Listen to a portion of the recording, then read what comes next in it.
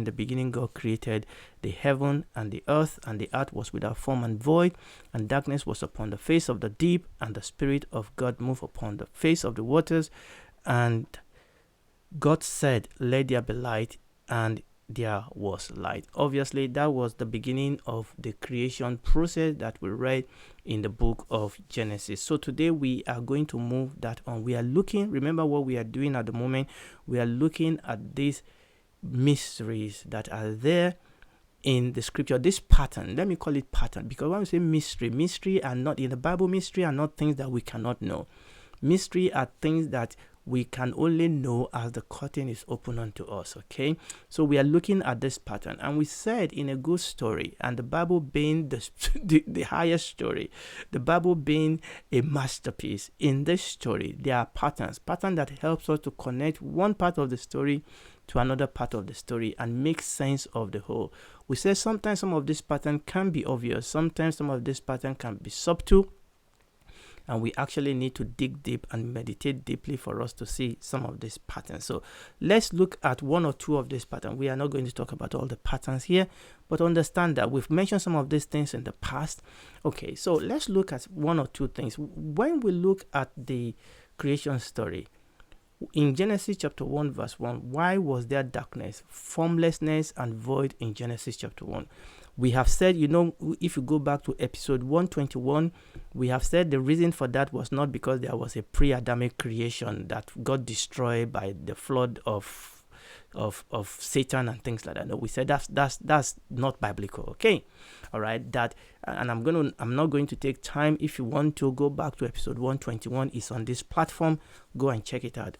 There's a reason why when God created the heaven and the earth, that it was dark and formless and void.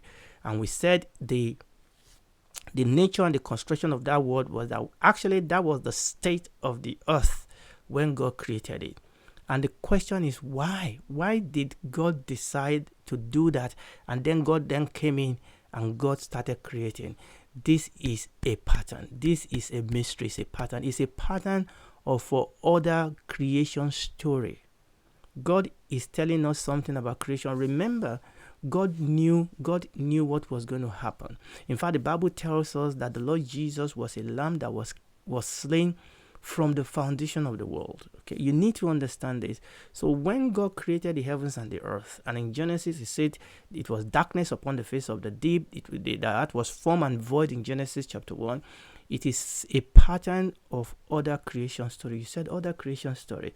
I cannot remember God stepping into the edge of nothingness and creation. You see, this is the point, isn't it? There are some creation story that we don't always look at as creation story. For example, the story of the deliverance of the children of Israel from Egypt. That was another creation story. The cross is another creation story. The Bible says, if any man be in Christ, what is a new creation? The cross is about a new creation. And in the person of Jesus, you need to understand, this is very important, that what we saw in the Genesis chapter 1 is God creating. What we see in the book of the New Testament, the gospel, is God stepping in again into the darkness and the evil of this world and creating. Okay, God knew what was going to happen. What happened in the Passover? What happened in Egypt? It was God sending his man. Who was that? Moses, with his rod, because Moses and the rod is representing God, just like we saw in the book of Genesis chapter 1. So Genesis chapter 1 is actually a pattern for us because it's setting the pace. And we can actually, and this is why this is important, that Passover is connected to Genesis. The deliverance of the children of Israel from Egypt is connected to Genesis, and that the cross is connected to Genesis. You will not understand the cross if you don't understand Passover. You will not understand Passover if you don't understand Genesis. These are patterns that connect the whole, because God is still doing the same thing. There was something that God set out to do in Genesis chapter 1 that was completed in the cross of our Lord Jesus Christ. So these are patterns. It's a pattern. So when God created the heaven and the earth, why was darkness upon the face of the deep? Why was the earth without form and void? It was because that is always the case of creation. The story moving forward, because God knew that man was going to sin. God knew that Satan was going to deceive man, that there was going to be darkness. God knew that. And creation is all about God stepping into that darkness and doing something new and doing something great and doing something powerful. What did we say?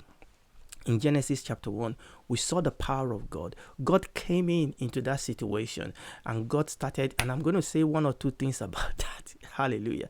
And God started creating. God started creating. What did we see? God said, let there be, and there was. Let there be, there was. Let there be, there was. What do we see in Passover? Moses came in. What was Moses doing? He was commanding, and it was done. And God was judging the Pharaoh and the gods of Egypt. What did we see in the person of the Lord Jesus Christ? He was commanding. There was healing. He was stopping the wind, the waves. He was raising the dead. And finally, he went to the cross and he judged the God of this world. It is the same thing. That is the pattern that we need to understand. Okay, what we see there is actually a pattern, because that creation, God knew that that creation was going to be messed up, but it's a pattern for what God is going to do. We saw that in Passover, we saw that on the cross. Then you may ask, why was the creation story done within the framework of 7 days? The last of those days obviously being the Sabbath. God created the universe in 6 days, and on the 7th day, God rested. It's a pattern. Listen to me. God doesn't need 6 days to create the heaven and the earth. God could have done it in a minute. God could have done it in a day. But God chose to do it in 7 days. Why? It's a pattern. It's a pattern of the story that is going to develop. Okay, it's a pattern for us on earth. And you will see, when you go through the scripture, you will see this pattern of 7 days. In fact, some ancient Jewish scholars and sages actually believe that the 7 days is the pattern of the whole earth. Well, I don't know about that, but there's a pattern here. When you read the book, the Old Testament, you will see that there are Sabbaths of days, there are Sabbaths of weeks, and there are Sabbaths of years. Sabbath of days, 7 days make 1 week, and the last of those days is a Sabbath. God also talk about the Sabbath of weeks. Okay, and when you read the scripture, there is also the Sabbath of years. Okay, and then you have the Sabbath of 7 years. That is a pattern that you see. So God created the earth in 6 days, and on the 7th day he rested, because that is a pattern. And actually, if you go to the book of Daniel, and if you go to Daniel chapter 9, verses 23 to 27, God gave Daniel a vision. And it's a vision that we've come to call the 70 weeks of Daniel. Again, I'm not talking about the 70 weeks of Daniel here. And you will see here, I was talking about the whole history, starting from a particular point up till the end of the age, up to the end of this known world. And it's all in weeks. Okay.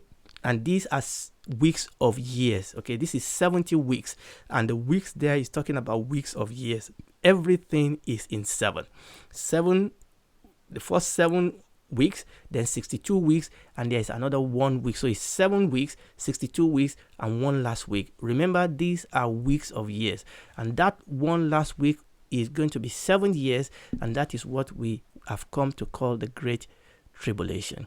And you will see the reason why God created the earth in 7 days is because it's a pattern. It's a pattern that God has established for the earth.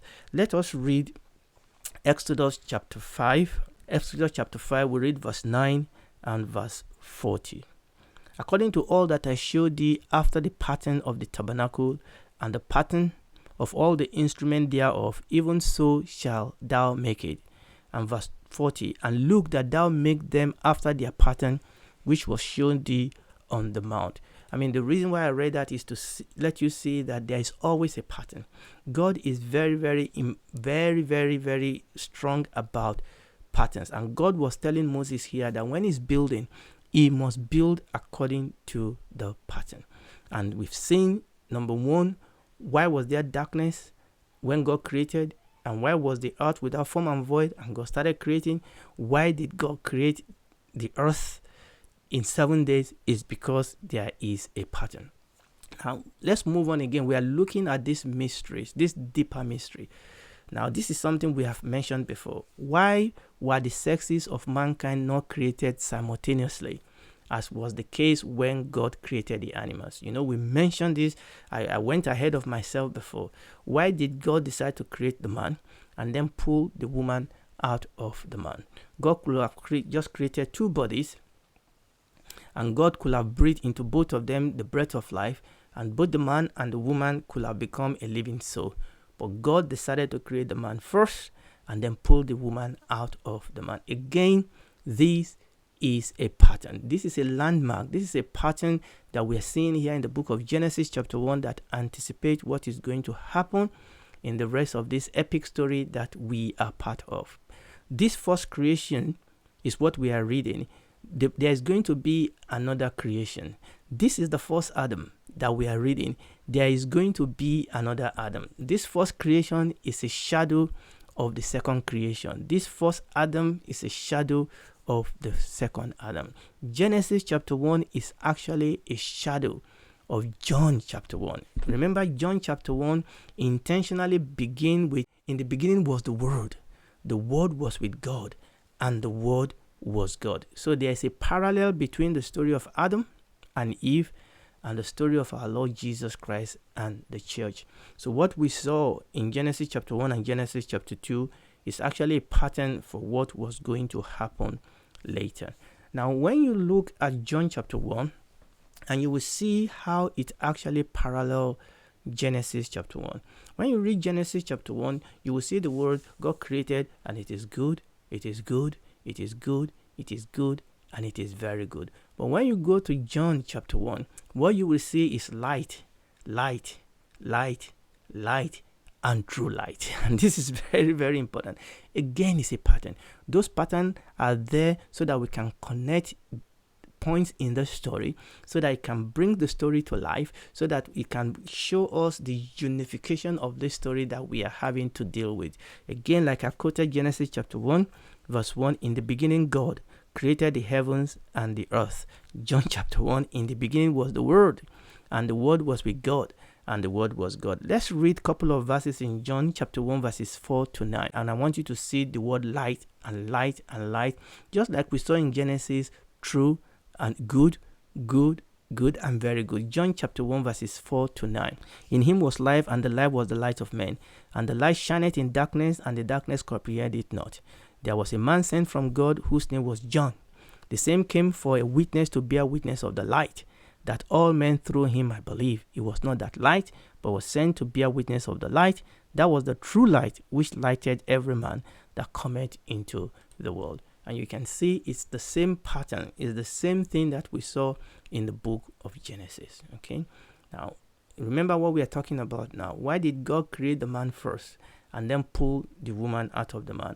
It's because Adam is the first Adam. There is going to be a second Adam. 1 Corinthians chapter 15, verses 45 and 46. And so it is written, the first man, Adam, was made a living soul. The last Adam was made a quickening spirit. Howbeit, that was not first which is spiritual, but that which is natural, and afterward that which is spiritual. And that is the pattern that was being set for us when we read the book of Genesis. Because Adam, the first Adam, was a picture of the Lord Jesus Christ. And just like the first Adam, the wife, Eve, was taken out from him, the same way the church was going to be taken out of the Lord Jesus Christ. Remember, the Bible says that when God was going to take Eve out of Adam, Adam fell asleep and God took Eve out of his side. Let's read that in the book of Genesis chapter 2, verse 22. I'm reading from the Amplified Classic. And the rib or part of his side, which the Lord has taken from the man, he built up and made into a woman, and he brought her to the man. And that is very, very important. Let's compare that to John chapter 19, verses 33 to 35. This was during the crucifixion of our Lord Jesus Christ. And when they came to Jesus, and they saw that he was dead already, they brake not his leg, but one of the soldiers with a spear pierced his side, and forthwith came there out blood and water. Now, that was not a coincidence. The same way that Adam will have to be put to sleep for Eve to be taken out of him, the same way the Lord Jesus has to hang on the cross and die so that the church can be brought out of him. And the Bible says that God built Eve and brought her to Adam. The Lord Jesus said, I will build my church and the gate of hell will not prevail against him. God is building his church, and the church is the bride of Christ. The church is the Eve of the second Adam. The church is the Eve of the second Adam, and God is building this church. We are not building this church. Yes, God is using men and women, giving them gift, office gift, ministerial gift to build this church, but we need to understand that it is God and God alone that is building his church. And just like God said, it's not good for the man to be alone, I will make a helpmate for him. God has made the church to be a helpmate for his son. God is creating a body, a bride. And those people that are involved, that will be involved, are those people that have accepted Jesus Christ as their Lord and Savior. And that is what is happening here. And this is very, very important. Now, let us read Ephesians chapter 5, just to buttress what we are saying, verses 31 to 33. For this cause shall a man leave his father and his mother, and be joined unto his wife, and they two shall be one flesh. You remember that was exactly what Adam said when God brought Eve to him. Let me read from verse 31 again. For this cause shall a man leave his father and mother, and shall be joined unto his wife, and they two shall be one flesh. Verse 32. This is a great mystery. That's what we are talking about. But I speak concerning Christ and the church. Nevertheless, let every one of you in particular so love his wife, even as himself, and the wife see that he reference her husband. Let's read Revelation chapter 13, verses 7 to 9. This is the last book of the Bible. And it was given unto him to make war with the saints and to overcome them. And power was given him over all kindred and tongue and nation. That's not where I'm going. And all they that dwell upon the earth shall worship him, whose name are not written in the book of life of the Lamb, slain from the foundation of the world. Let him that have an ear, let him hear. The reason I read that last reading is for you to know that actually, right from the foundation of the world, God was already knew about this thing. I'm talking about pattern. I'm talking about the pattern that God has placed in the scripture. So what I'm trying to let you see here, that these are patterns, okay? And when we look at some of these things that happen in the Bible, in Genesis chapter 1, that happened in Genesis chapter 1, we need to understand that this is the reason why they happen. These are patterns. These are things that helps us to be able to get a handle of what was going on. Number one, the book of Genesis, shows the beginning. Number two, it set the tone and the pace for the rest of the Bible, the story that we are going to read. There are still a couple of things that we are going to see here that I'm going to talk about when we come back later, but I just want us to see this mystery, this pattern that were already being laid even in the book of Genesis. Understand that what God was doing in Genesis is connected to what he's doing in Exodus, all down the books of the Bible coming into the New Testament. Now, the New Testament, you will not understand the New Testament if you don't understand what God was doing in the Old Testament, because God is still doing the same thing. There's something that God set out to do, to achieve in the Old Testament, that plan got a little bit hindered and derailed, but not totally destroyed, and that God is set out to actually fulfill that purpose, because God's purpose will be fulfilled. Now, when we come the next time, I'm trying not to go to the next stage now. We are going to see a little bit more about this, but there's something we're beginning to see here, that when God created the universe, that the creation was actually, God was doing this, that the creation of the man and the woman was the highlight, was actually the high point of the creation story. There's something about this man and this woman, there's something about this creation of this man and this woman that was the high point, that was the how will I put it now, that everything was building, the crescendo, if we can put it that way, that everything was building onto. And you understand that that man is actually a picture of Jesus, and that woman is actually a picture of the church, that this whole universe, this whole story is building up to a crescendo, because God is going to get a woman for his son. Jesus Christ, and we call that the bride of Christ, and those are the church. And there is a glory of Christ that rests upon the church. Like I said in previous teaching, it's not what happened in Genesis chapter 1 is not really about the first Adam. It's not about the first Eve. It's about Jesus and the church. And this is some of the things that we need to understand.